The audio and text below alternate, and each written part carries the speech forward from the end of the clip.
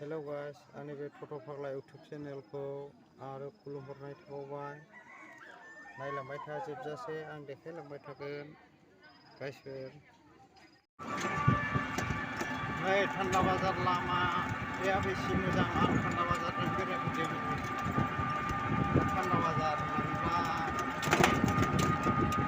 खिथाबावगोन आङो, थांहां जाबाय।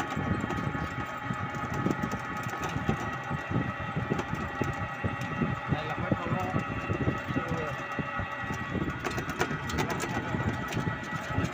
आदिबासि गामि होनो बेखौ, आदिबासिनि गामि। मा होनोथाय गामिखौथ' आं मिथिया, फानबारिखौनो होननानै बुङो बेखौ।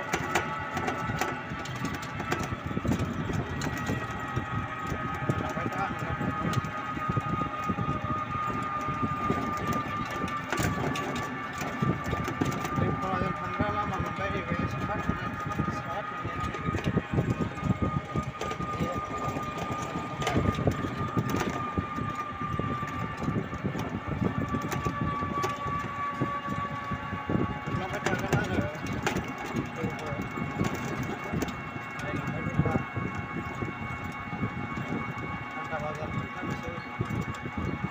जयगुरु मन्दिरावसो थांगोन नालाय, जयगुरु मन्दिरावसो थांगोन।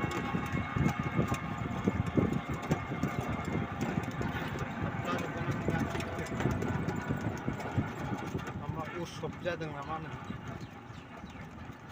दिनै 6 थारिख, बेनि उत्सब जादों।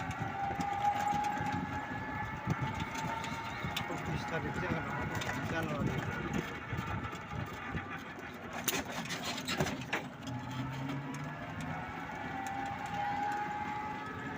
हाब सारि बिराद बरिया नैबे लामाया। थान्दा बाजार मोनथारबायानोसै।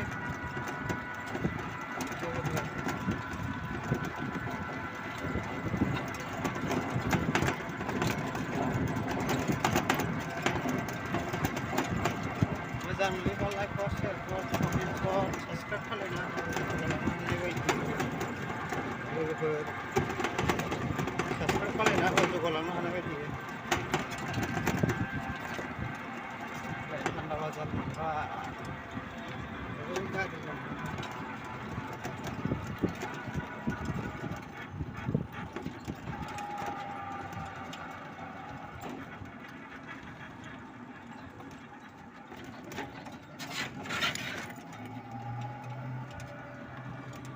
थान्दा बाजार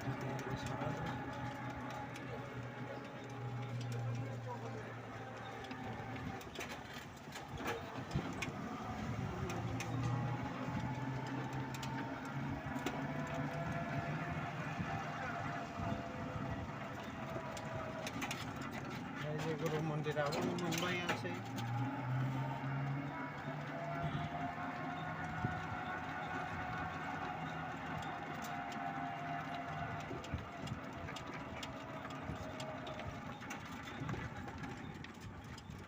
थान्दा बाजार स्कुल बेयो, एम इ स्कुल ना हाइ स्कुलबो दंथाय, आं मिथिया आरो बेखौ।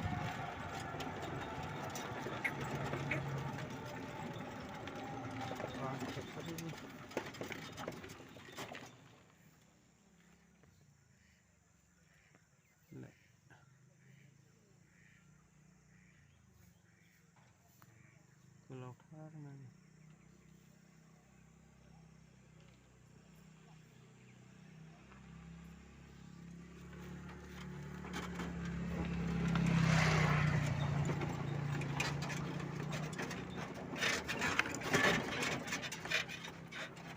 बेनो जयगुरु मन्दिर मोनबायानोसै।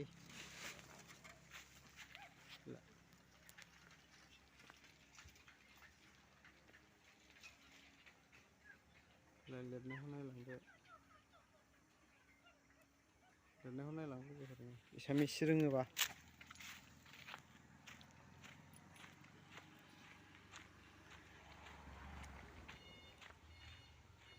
मुला आबाद दङ नै, गय बागानावलाय फिथाइ बहरा बहराथार नै, नायलां। ओंखाम जाखांबाय नानिमोन मा ओंख्रि जाखो मैखुन मिरामिस ने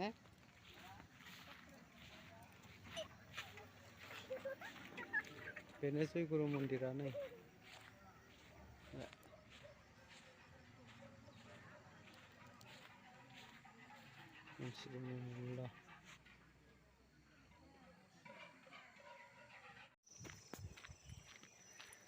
नै दा जोङो थांनो ओंखारबाय नै गारियाव गाखोना दंलायबावसो टट'आव थांसै जों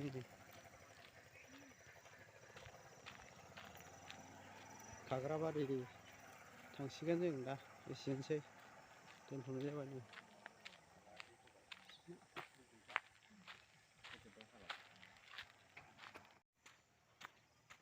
फैयै फैयै फैनानै थांनाय जाथ'यैखाय आं नै थान्दा बाजार स्लुइस गेटखौ नायफैबाय बेरायफैबाय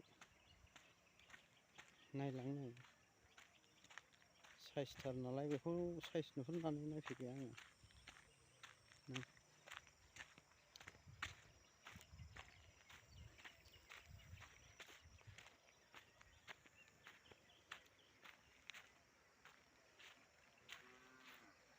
मोजांनो साइस नुथारो दैयाबो स्राय स्रायनो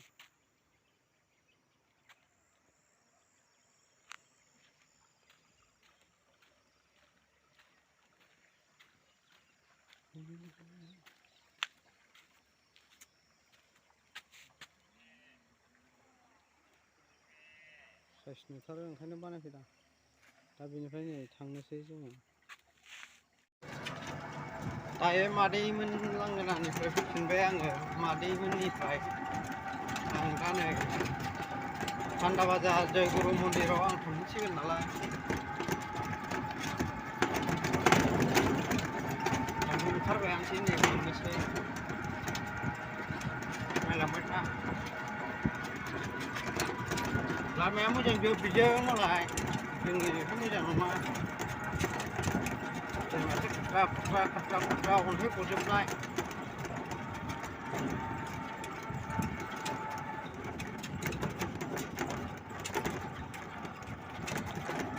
बेजों हाबलांबाय ओरै थांबाय कुसुगाव ओरै थांबाय थान्दा बाजार मा गामि होनो आं बेखौ मिथिला बे गामिखौ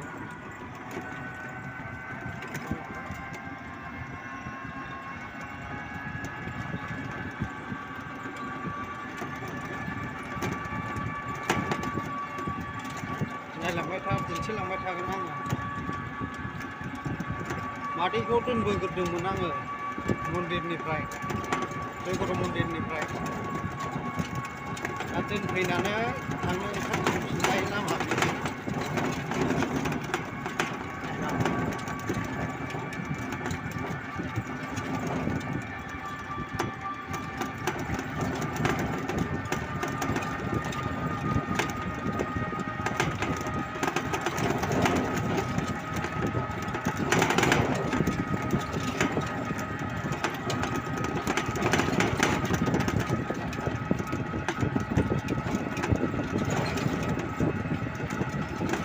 बावला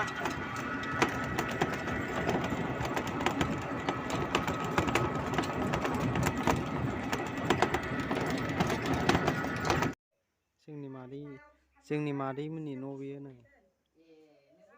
साहाजों गंसे सोनाबजों गंसे खोलाजों गंसे नै फुलबारिथार मादै हारसिंल' थायो नै गैया रावबो